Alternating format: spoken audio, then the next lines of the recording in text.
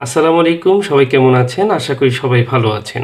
আজকে কথা বলবো Xiaomi Mi 11X বা Poco F3 এই টাইপের যে ফোনগুলো আছে এগুলোর যে বেসব্যান্ড আননোন হয়ে যায় এই সমস্যাটি নিয়ে।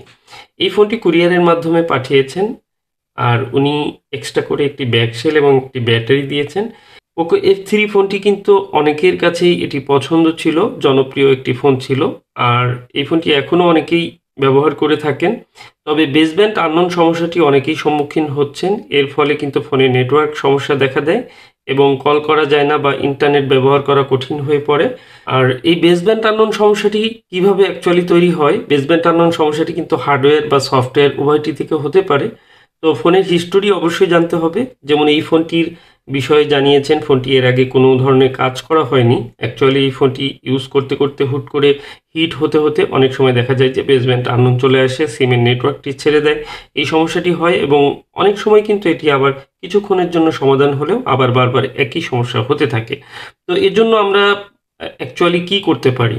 নরমালি এটা সফটওয়্যার রিলেটেড যদি কোনো প্রবলেম হয় আপনি হার্ড রিসেট করে দেখতে পারেন বা ফ্লাশ করে দেখতে পারেন। কিন্তু যদি এই ফোনটি অ্যাকচুয়ালি হার্ডওয়্যার রিলেটেড হয় তাহলে কিন্তু সফটওয়্যারে কোনোভাবেই প্রবলেমটি সলভ হবে না। এটি কিন্তু হার্ডওয়্যারের যে প্রসেসর রিলেটেড ইস্যুটি হয়ে থাকে, হার্ডওয়্যার মেথডে সিপিইউ রিবোলিং করে আমরা এই প্রবলেমগুলো ফিক্স করে থাকি। এটি কিন্তু একটি জটিল প্রক্রিয়া। এখানে সিপিইউকে মাদারবোর্ড থেকে একদম আলাদা করে তারপর নিচের যে সোল্ডারিংয়ের বলগুলো রয়েছে সেই বলগুলো কিন্তু পুনরায় আবার তৈরি করে তারপরে স্থাপন করতে হয়।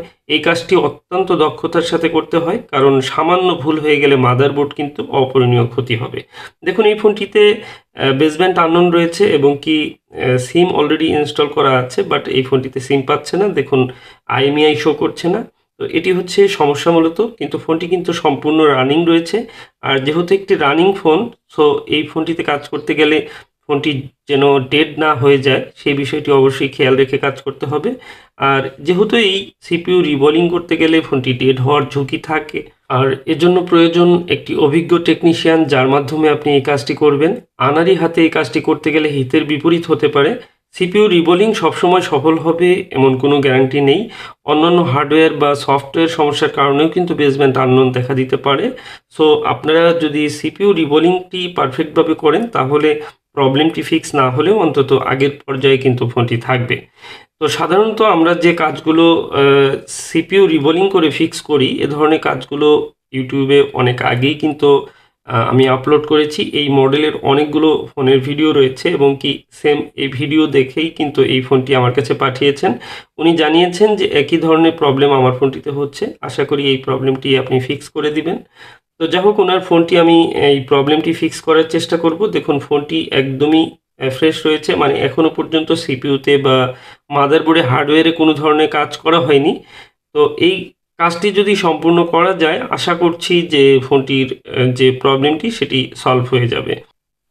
সিপিইউটি রিবোলিং করার জন্য সিপিইউর উপরে যে কপারের পেপার থাকে, একটি পেপার, এই পেপারটি সুন্দর করে কাটিং করে তারপর কিন্তু যে থার্মাল পেস্ট থাকে এক ধরনের সাদা সাদা, এটি পরিষ্কার করে নিতে হবে। এরপর সুন্দরভাবে সিপিইউ রিমুভ করে এবং সেটি ক্লিন করে তারপরে ইনস্টল করলেই আমার কিন্তু কাজ শেষ।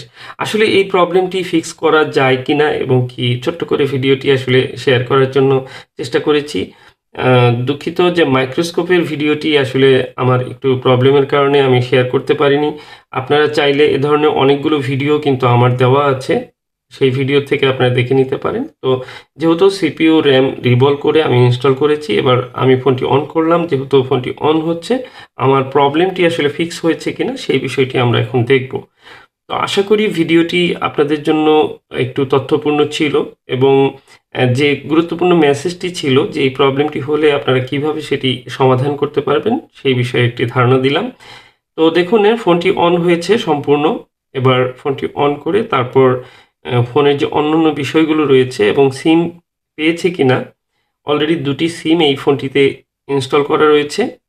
তো সিম ইনসার্ট করা না থাকলে আমরা কিন্তু IMEI বা বেসব্যান্ড চেক করলেও বুঝতে পারবো যে ফোনটির প্রবলেমটি ফিক্স হয়েছে কিনা। আর আরেকটি গুরুত্বপূর্ণ বিষয় হলো যে এই মডেলের যে প্রসেসরগুলো রয়েছে, এই প্রসেসরগুলোর যে প্রবলেমটি এটি কিন্তু কমন একটি প্রবলেম। এই ফোনগুলোতে যে ধরনের সমস্যাগুলো হয় সেটি একটু বলি। যেমন বেসব্যান্ড আননোন বা নেটওয়ার্ক চলে যাওয়া এবং কি ফোনটির গ্রাফিক্স না থাকা, ডিসপ্লেতে কোনো কিছু আসছে না কিন্তু ফোনটি আসলে অন রয়েছে, হাত থেকে পড়েনি বা কোনো ধরনের ফিজিক্যাল ড্যামেজ হয়নি। এই ধরনের ফোনগুলো কিন্তু প্রসেসর ইস্যু হয়। তো আমি অন করে নিয়েছি এবং কি দেখুন এখানে 14 ভার্সন রয়েছে। মূলত ফোনটি হয়তো আপডেটও করে ট্রাই করেছেন যে প্রবলেমটি সলভ হয় কিনা, এবং কি আমরা দেখতে পাচ্ছি যে এই ফোনটির কিন্তু বেসব্যান্ডটি চলে এসেছে এবং সেই সাথে নেটওয়ার্ক কিন্তু ২টি সিমই কিন্তু পেয়েছে। আমি ক্যামেরাগুলোও সেই সঙ্গে চেক করে নিচ্ছি, কারণ সিপিইউ রিবোলিং করার পরে বিভিন্ন ধরনের সমস্যাও কিন্তু থাকতে পারে। হয়তো ক্যামেরা আসছে না বা অন্য কোনো সমস্যা হচ্ছে কিনা, এই বিষয়গুলো চেক করে নিতে হয়। তো আশা করি এই ভিডিওটি আপনাদের ভালো লেগেছে এবং এরপর এই ফোনটির আবার ব্যাটারি ব্যাকসেল লাগাতে হবে। তো যিনি ফোনটি পাঠিয়েছেন ওনার সাথে কন্ট্যাক্ট করে বাকি কাজগুলো সম্পূর্ণ করে পাঠিয়ে দিব। তো আরেকটি ভিডিও দেখাচ্ছি। এটি হচ্ছে পাবনা থেকে এক ভাই পাঠিয়েছেন পোকো F3 আরেকটি ফোন। দেখুন উনি আবার খেলনার টাকাও দিয়েছেন। তো খুব মজার বিষয়, এরকম অনেক সময় অনেকেই কিন্তু মজা করেন। তো যা হোক, বিষয়টা হচ্ছে যে ওনার যে ফোনটি এটি হচ্ছে পোকো F3 একটি ফোন। আমি বেশ কিছুদিন আগে রিপেয়ার করে দিয়েছি। ফোনটি এখনও সচল রয়েছে। তো ফোনটির সমস্যা হচ্ছে ব্যাটারিটি ফুলে যাওয়া এবং কি উনি ব্যাটারিটি আসলে রিপ্লেস করবেন, কিন্তু উনি চাচ্ছিলেন যে ব্যাটারিটি আমি রিপ্লেস করে দেই। উনি ফোনটি অন্য কাউকে দিয়ে খোলাতে চাচ্ছেন না। যে কারণে উনি কিন্তু সাথে একটি ব্যাটারিও দিয়েছেন। তো এই ব্যাটারিটি জাস্ট আমি ইনস্টল করে দেব এবং অন্য কোনো প্রবলেম আছে কিনা সেটিও একটু চেক করে দেব। তো এই হচ্ছে বিষয়। অনেকেই কিন্তু ফোনগুলো দেখা যায় যে আমার কাছ থেকে যারা সার্ভিস নিয়েছেন তাদের আসলে আস্থার জায়গাটা অনেক বেশি থাকে, যে কারণেই কিন্তু অনেকেই ছোটোখাটো সমস্যা হলেও কিন্তু আমার কাছে ফোন পাঠিয়ে দেন এবং কি এ ধরনের ছোটোখাটো সমস্যা অনেক সময় আমি কিন্তু সার্ভিস দিয়ে থাকি এবং উইদাউট কস্টে এই সার্ভিসগুলো দেওয়ার চেষ্টা করে থাকি। যখন ছোটোখাটো বিষয় থাকে কোনো টাকা ছাড়াই কিন্তু অনেক ফোন আমি ছোটোখাটো সার্ভিস যেগুলো আসলে ওয়ারেন্টির আওতায় থাকে না তারপরেও কিন্তু দিয়ে থাকি। আবার যারা ওয়ারেন্টি আওতায় থাকেন তাদেরও কিন্তু অনেক ফোন আমি সার্ভিস করে দিয়েছি। বিশেষ করে যারা আমার কাছ থেকে সার্ভিস নিয়েছেন তারাই কিন্তু এই বিষয়টি ভালো বলতে পারবেন। তো ভিডিও ভালো লাগলে লাইক, কমেন্ট, শেয়ার করে যাবেন। আসসালামু আলাইকুম ওয়া রাহমাতুল্লাহ।